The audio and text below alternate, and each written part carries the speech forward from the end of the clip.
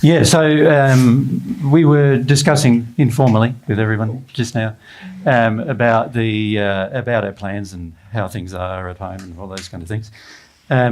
Yeah, so obviously setting up venues. Our biggest problem when we travel is finding venues. That's the biggest trouble we have. And then what we find is that most venues reject us. They don't want us there.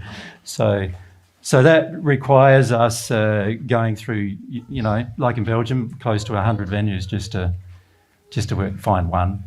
As you can imagine, that takes a long time, and we're doing it from Australia, so it's sort of hard to organise. And thanks very much to those people who were involved in that process, because that helps us a lot. Because imagine ringing them all from Australia, and then also you got language barriers and difficulties like that, and so before you know it, it's so difficult to organise a venue.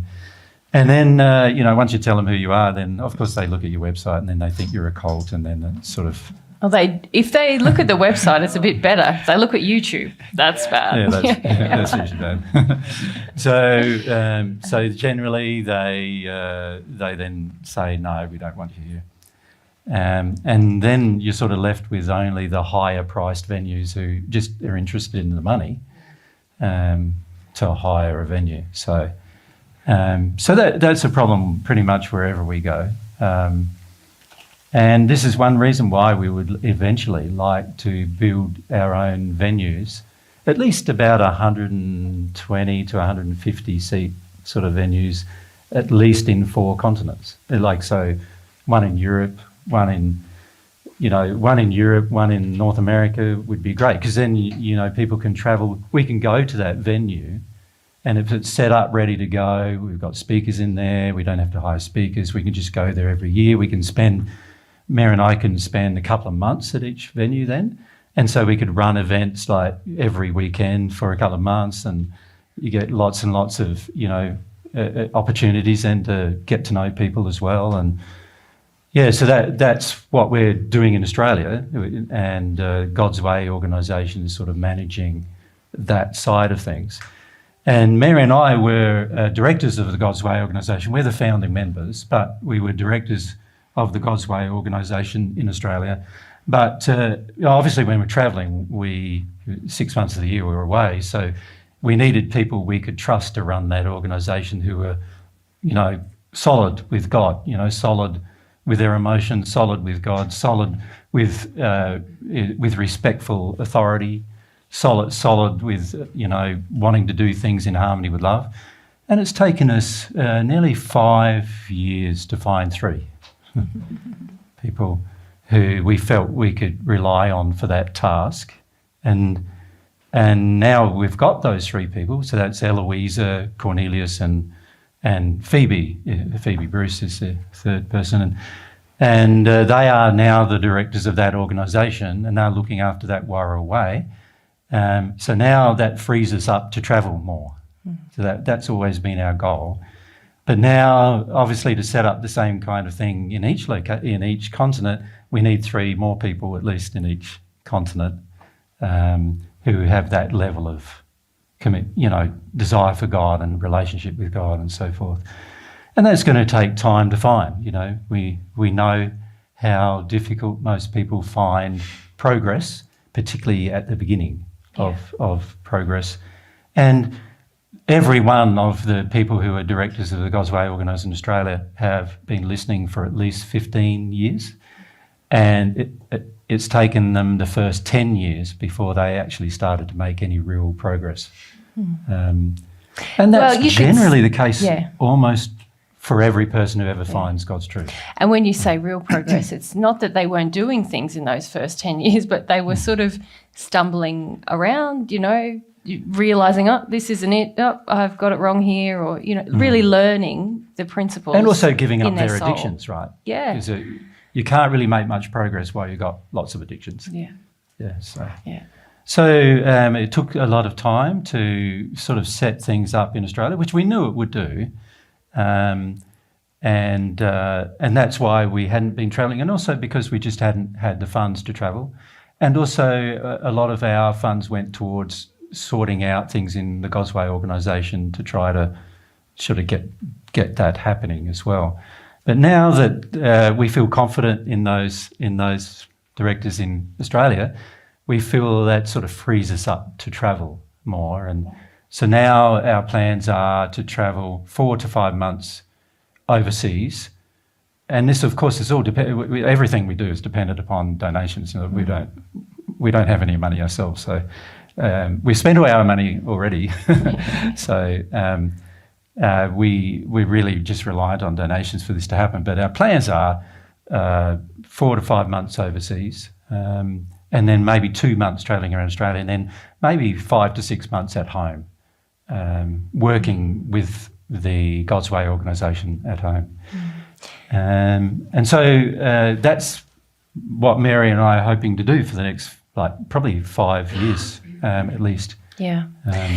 Something will change from how we've done it this time is that turn on the aircons. Yeah, if we can do it again next year, what we'll probably do is just come to 1 or 2 locations in Europe and spend longer in those locations. So part of the reason I was so passionate about getting this tour happening is because over the last couple of years, just through the God's Way organisation, we have people coming regularly to the area to do work, humility and practice days, you know, where they do a physical activity, but there's a lot of feedback about whether or not they're doing it in harmony with God's way, and people have the opportunity to learn about humility and what that means in practice, and what it means in practice to be truthful and to take loving action.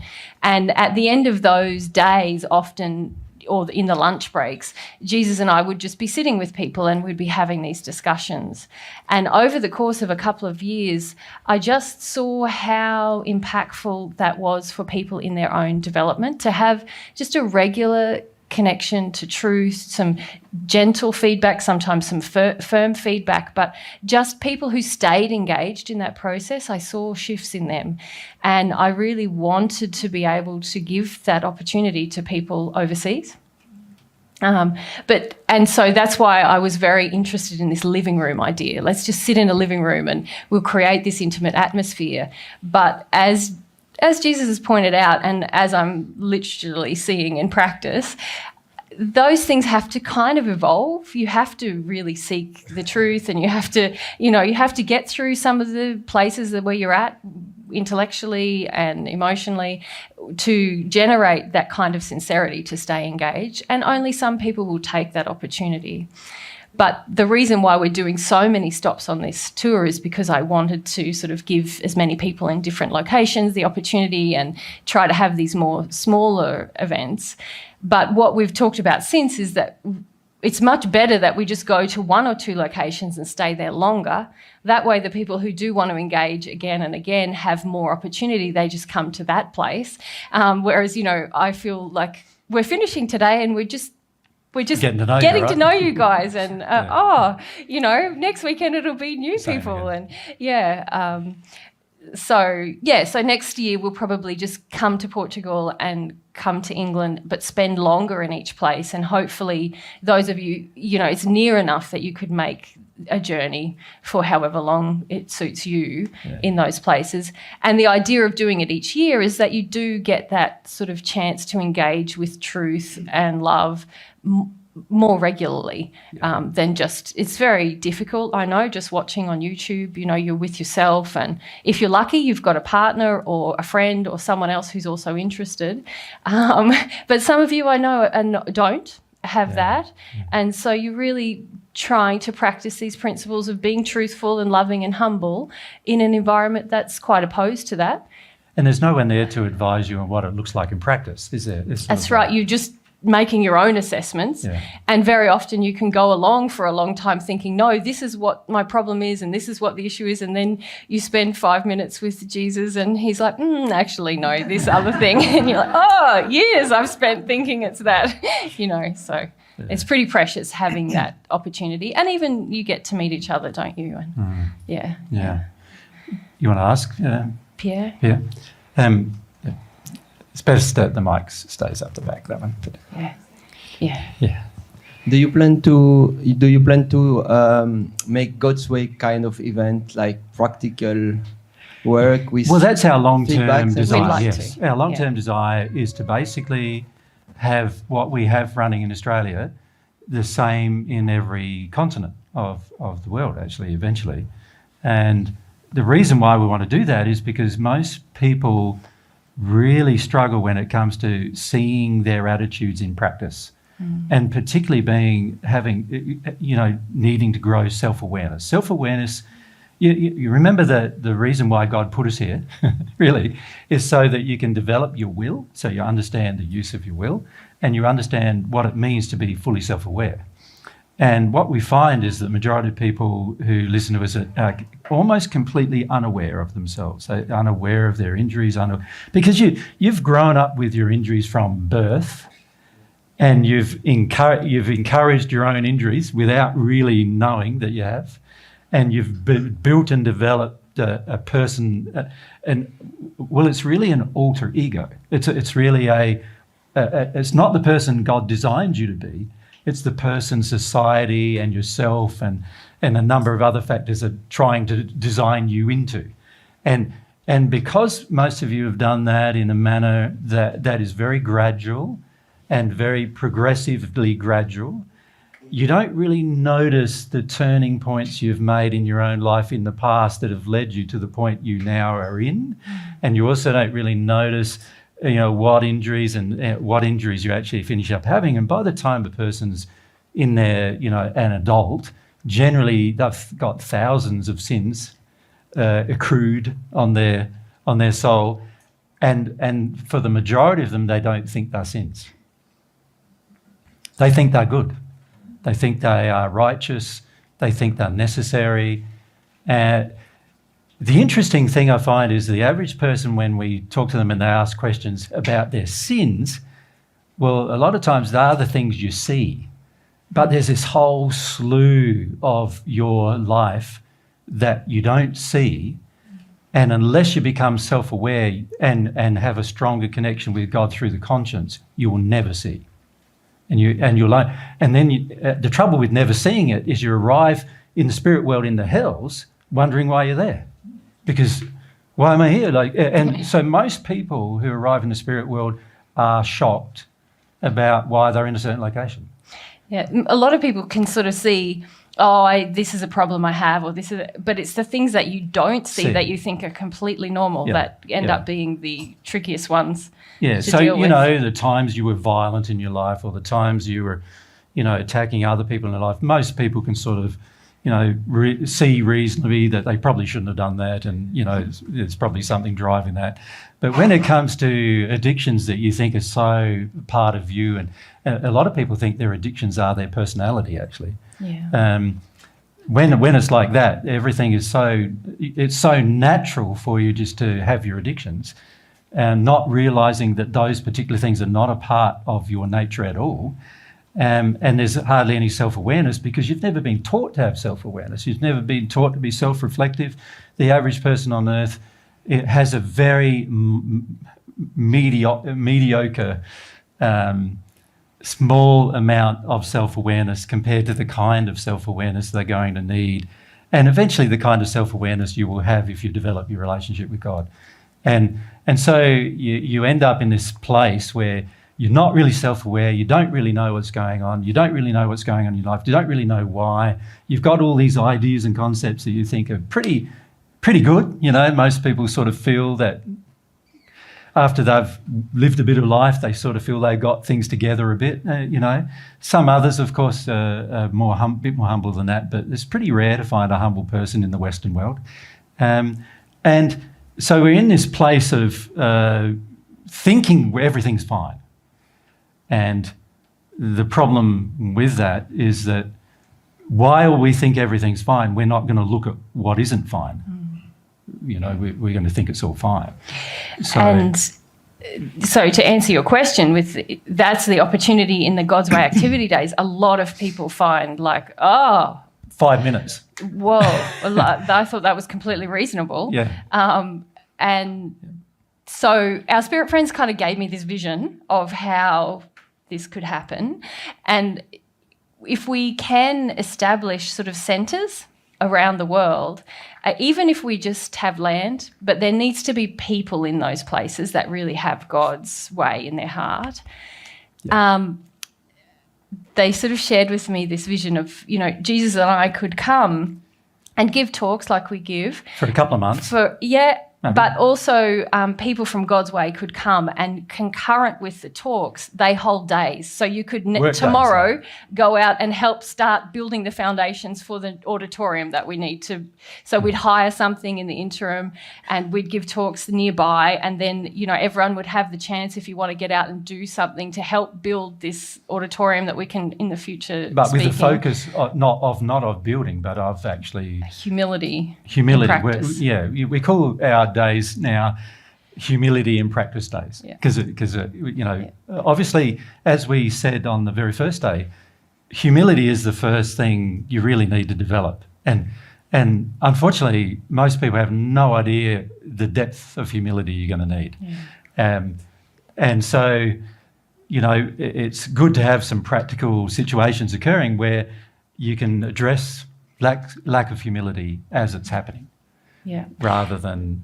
And you can sort of giving examples all the time, like we do as well. But it's far better in situation. There it is. What I found is that you can listen and for years to talks and even attend talks and believe you're dedicated. You are you are doing it, or you are sincere. Yeah. But what has been so beneficial.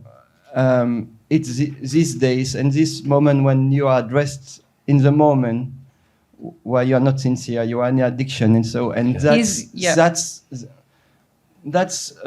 without that it's really, really, really difficult to become sincere. It is. I can talk for myself. Yeah, and this is why celestial spirits come and help spirits in lower conditions, for the same reason, because they know that it's so hard to develop sincerity, so they help. The key is to have helpers, but it is all dependent upon a few people making those, like the hardest first steps of being the first people in a certain location to do it.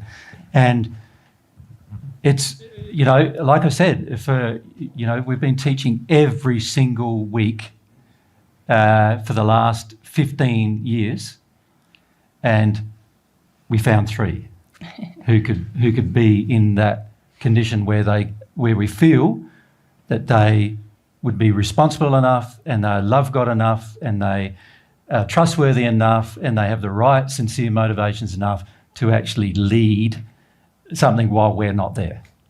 Does that make sense? Yeah, to me, that's so we a massive. know it's a slow process, and so we don't expect it all happen overnight or anything like that. But it is something we want to have happen. When you meet people, you have a feeling like there is a potential to these people. Oh, there's so many with potential. You all have potential. You all have potential. We often feel the potential in people, but we know it's their decisions. It's their decisions, and we're not going to influence their decisions. Yeah, we're not a cult. No. We don't sit on your shoulder telling you what to do. No. And kind of, telling you what you should do or geeing you up to do it. And a lot of people have wanted us to do that, of course, but completely refused to do that. Yeah. Can I say that Eloisa and Phoebe, who are 2 of the directors, when I shared with them that vision, they were jumping out of their skin. They so much want to come and do that. So to me... So what they're working on now is another 3 people in Australia. Who can hold the fort down while... Who can hold the fort down while they travel around and try to help people. So that's one of the things that they're trying to do, is identify people who have that sincere who are actually receiving God's love and who are actually making changes in their life. And so that's one of the things they're trying to do now, is while we're away, trying to do all that. We give them sort of basically where we spend a fair bit of time with them. On the average, we're spending probably 4 days a month mentoring them, as well as all the other things we do. So we still do actually a great deal of work in God's way, helping with all of the systems and procedures and financial recording and information sharing and all of that stuff. But we're pretty busy. But it's great that they can sort of be the responsible people while we're away. Yeah. Yeah. And I'm also running sort of with Cornelius a building sort of program where we can where we can choose a method of building that might work everywhere we go. It'll be a very simple, not none of this eco, high end stuff, that people get all this good feelings from. It's just going to be probably very basic buildings, probably out of concrete for the most part, just to get a place to meet. A place to meet is what we need first, and once we've got a place to meet, then you can go there and people can come. And once you've got a place where people can come, modern society is a bit weird, isn't it? Like in the first century, I used to just rock up at a town and say I'm out in the field talking on Saturday, and 500 people would turn up. Of course, most of them couldn't hear a word I was saying because they were too far away, and there was no sound system or anything. So what would happen is that like the 50 around me who could actually hear, they'd be going off and talking to other people what he said, and then come back. And, it was pretty complicated. And if there were like 3,000 people there, it was like, and a lot of times the different farmers or whatever, they'd get a bit sometimes because sometimes there was space, that they had fields and everything, and everyone was trampling them down. And in the end, I had to try to control the love of the whole thing, to a degree, because I'm responsible for those kind of things. But it just turns out to be, if you think about that in the first century, people used to come. We used to just walk from town to town, and I used to have a group of people go in front, walking. They'd arrive about a day or two early, and they'd find out who's sincere and who wanted us to stay with them and all that kind of stuff, and then we would stay with them, and then we would talk to them, and before you knew it, you'd end up with 50 people in their living room, if you could call them living rooms, and people sticking their heads in the windows and doors and whatever. And then, sometimes somebody would come along and say, why don't we meet on my field or whatever, and we'd meet out there. And that's how it would happen. But in the world we live in now, everything requires a degree of planning. And the trouble with the degree of planning is, you got to be there at a certain time, and you can't make adjustments, and you can't do really things on the fly very easily, which is something Mary and I would like to do in the future. Yeah. So having a place we can go to on the fly means that we can just go, oh yeah, let's go tomorrow to Portugal, and we'll stay there for a month, and we'll just tell everybody we're there. And whoever rocks up, we just say we're going to have these kind of meetings on these days, and whoever rocks up, that kind of thing. So it's a bit more fluid then, a bit more. And it also means we're not spending... See, at the moment, when we do a trip like this, in terms of Australian dollars, we're spending more than 100,000 Australian dollars on every trip we do. Because of accommodation and venues. Venues hit us badly, generally. Basically, it's... Any venue bigger than this, 100 or more, generally in Europe and America, you're talking $10,000 a day. If it's if we have found a venue in America, but it took us a long time to find it. It's in a motel where we could hit 120 people, and that's costing us $3,000 for 2 days, $3,000 US for 2 days. So that's like 6,000 Australian dollars almost for us. That's pretty good, actually. But if you add that 14 times, 6,000 by 14 times, if you do 14 venues, you can see straight away much better. You're up to $90,000, right, just for the venues. And then, so having a venue we can go to regularly means we don't have to reset up sound, reset up chairs and all those other things, but also it means that you're not paying out those costs. So what happens then is for myself and Mary to travel, it's just flights. Mm-hmm. Go there, stay at the venue. So, if we build venues that have got like a bedroom on them or whatever, kitchen and a bedroom, then we can even stay at the venue. And we don't need to then pay these constant, if you look over the next 5 years, we'll spend at least 500 to 1,000 Australian dollars just to travel.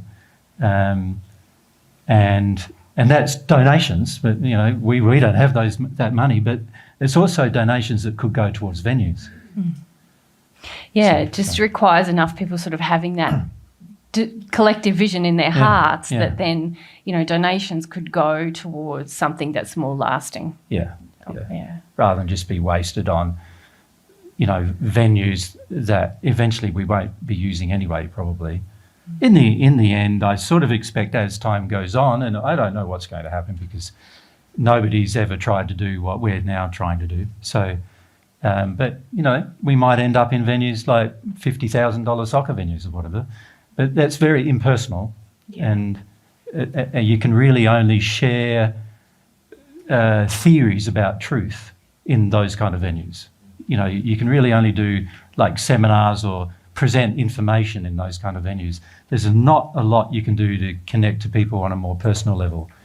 And so the key thing is that we just need a lot more people who are well developed emotionally, have a good connection with God, who can be involved in the sharing of divine truth worldwide.